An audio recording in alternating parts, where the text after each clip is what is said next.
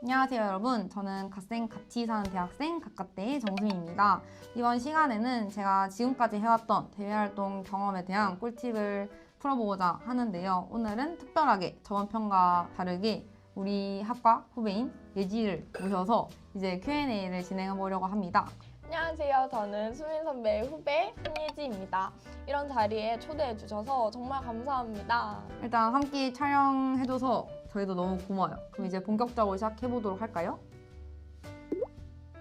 먼저 수민 선배님은 대외 활동을 엄청 많이 하신 걸로 알고 있는데요.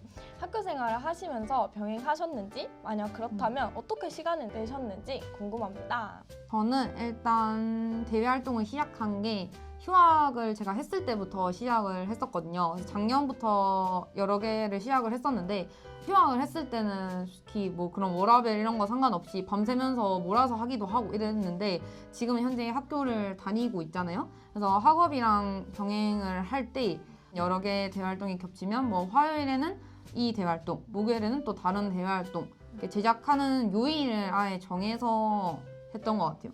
그러면 대외 활동을 지원할 때는 팔로워 수나 대내외 활동 사용 가능한 툴을 기재를 하잖아요. 그 중에 기업이 가장 많이 보는 부분은 어떤 건지, 어떤 역량을 강화하면 더 좋을지 알려주실 수 있을까요?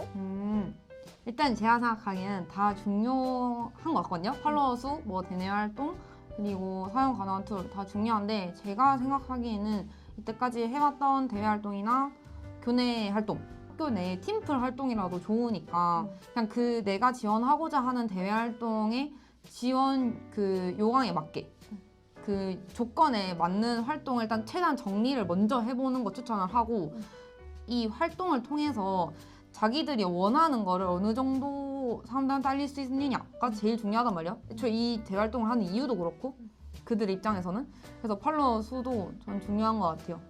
또 IM뱅크 SNS 홍보단도 하신 걸로 알고 있는데 은행 홍보단은 다른 서포터즈들과 어떤 차이점이 있는지, 또 홍보단, 서포터즈, 기자단, 봉사단 등의 차별점이 무엇인지 궁금합니다.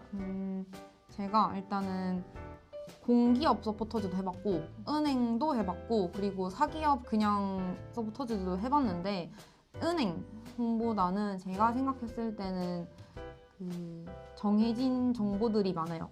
만약에 내가 홍보해야 되는 게 예금, 적금 이런 것도 있을 거고 뭐 프로모션을 해서 할인이 된다거나 뭐 이런 것들이 있는데 그거에 대한 금액을 틀리면 절대 안 되고 그런 은행 단어도 틀리면 안 돼요. 그러면은 이제 다른 정보를 주는 거나 마찬가지이기 때문에 거기에 대해서 되게 관계자분들이 좀 예민하신 것 같다. 그래서 그걸 좀 잘 지켜야 하고 차별점은 홍보단이나 서포터즈 그리고 이런 것들은 비슷한 것 같아요. 그냥 보통 저희가 하는 게 SNS 콘텐츠를 제작을 해서 업로드를 하고 이런 건데 비슷하고 기자단은 살짝 다른 게 콘텐츠 제작하기도 하지만 기사가 중심인 게 아무래도 많겠죠. 기자단이니까. 그래서 기사를 작성하는 게 좀 많고 봉사단은 두 가지를 좀 나뉜 것 같아요.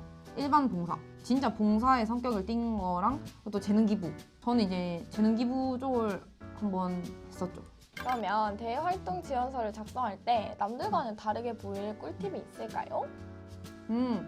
저는 일단은 컨셉 잡는 게 가장 중요한 것 같아요. 그러니까 제가 이제 세븐일레븐 지원했을 때 경쟁률이 15대 1이었거든요. 근데 제가 운이 좋게도 이 자소서 덕분에 유튜브 출연도 하고 좀 꿀팁을 공유하는 그런 영상을 찍은 적이 있어요. 그때 저는 자소서 적을 때 세븐일레븐 772라는 컨셉으로 자소서를 작성한 적이 있어요. 772를 숫자 772로 변환을 제가 해서 7일 마주하는 세븐일레븐을 이제 일주일 7번 다니면서 뭐 편의점 2바퀴를 돌며 신제품이 있는지 없는지 확인할 정도로 저는 세븐일레븐 덕후입니다 라는 그런 문구를 작성을 한 적이 있었는데 이 사장님이 보시기에는 되게 얘 좀 되게 특이하다. 보통 자소서 첫 줄에는 뭐 저는 뭐 컨텐츠를 만든 적이 있고 뭐 이런 얘기를 하기가 쉬운데 저는 컨셉을 좀 잡아서 77이라고 바로 들어갔으니까 이게 되게 눈이 띄었다 라고 말씀을 해주시더라고요.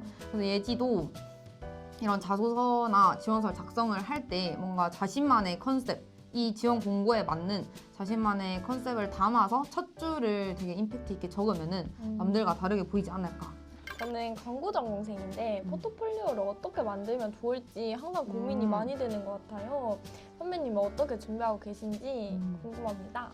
저는 만들 때 가장 중요한 거는 그 프로젝트를 잘 보일 수 있게 일단은 사진 배치하는 것도 가장 중요하다고 생각이 들고 마케팅의 종류마다 포폴을 좀 다르게 준비를 해야 된다고 생각을 하는데 저 같은 경우에는 그런 기획서를 쓰는 쪽으로 가고 싶은 마음도 있고 콘텐츠 마케팅으로 가고 싶은 마음도 있어요. 둘 중에서 공통적으로 좀 중요한 거는 기여도. 제 예시를 들자면 저는 만약에 공모전을 나가서 기획서 수상을 했어요. 네. 그러면은 제가 이제 했던 게 뭐 기획서에서 하는 그 기획 파트랑 PPT 제작 파트가 있으면 기획에는 몇 프로, PPT 제작할 때 제 몇 프로, 내가 어느 부분을 중요시 했고 그게 좀 명확히 드러나는 포폴이 전 가장 중요하다고 봐요. 포트폴리오 얘기가 나와서 말인데요. 이제 공모전도 가장 중요한 요소 중 하나잖아요.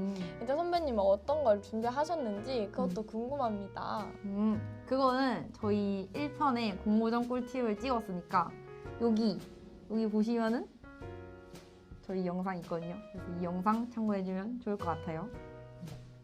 대외 활동을 준비하는 대학생들에게 마지막으로 전하고 싶은 말이 있으시다면요? 제가 처음 시작했을 때를 생각해보면은 저 진짜 그때 10개 넣고 10개 다 떨어진 적도 있거든요. 자기가 관심 있는 건 그냥 다 많이 지원해보고 그 중에 한두 개 무조건 그 합격할 수 있어요. 그래서 이제 일단은 제일 중요한 거 많이 지원해보기. 많이 지원해보고 그 중에 합격한 거 열심히 하고 또 그걸 경험 쌓아서 대기업 대활동도 도전해보고 이런 식으로 하는 거 추천합니다. 어찌됐든 간에 많이 해보세요, 여러분. 그래서 이번 촬영은 어떻게 도움이 되었을까요? 정말 많이 알게 된 것 같아요. 그리고 사실 수민 선배가 기억하실지 모르겠지만 제가 입학하기 전에 특강에서 선배 학교 생활에 대해서 면담했던 적이 있었는데요. 그때 이후로 인스타를 보면서 아 나도 저렇게 학교 생활을 해야겠다 하고 꿈을 키워 나갔었는데 그 정도로 선배가 저의 롤모델이셔서 어떻게 하셨는지 진짜 많이 궁금했었는데 이번 기회로 진짜 많이 알게 된 것 같아서 정말 기쁩니다.